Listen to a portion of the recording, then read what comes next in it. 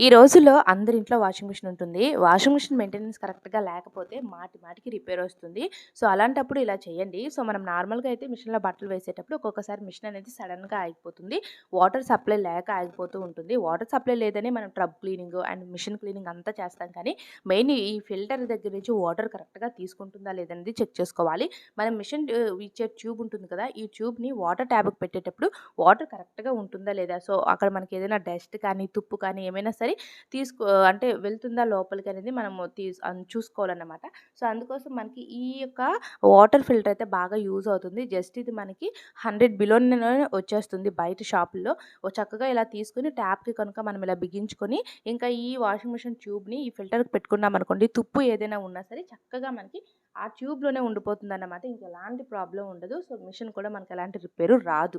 Next మనకు వెండి items clean చేయాలంటే చాలా కష్టపడతాం. సో, ఈ ప్రాసెస్‌లో క్లీన్ చేయండి. బౌల్‌లో కొంచెం వాటర్ వేసుకొని, ఇందులో ఒక షాంపూ, 2 స్పూన్ల వరకు బేకింగ్ సోడా వేసేసుకొని ఇలా మంచిగా మరిగేటప్పుడే మనము ఇలా వెండి ఐటెమ్స్‌ని వేసేసి ఒక్క 5 మినిట్స్ ఉంచి తర్వాత స్క్రబ్బర్‌తో క్లీన్ చేసుకోవాలి. ఇలా క్లీన్ చేయడం వల్ల కొనేటప్పుడు ఎంత నీట్‌గా ఉంటాయో, సో, మనం ఇలా క్లీన్ చేశాక అంత నీట్‌గా తళతళ మెరిసిపోతాయి. సో, తప్పకుండా ట్రై చేయండి. నచ్చితే సబ్స్క్రైబ్ చేసుకోండి.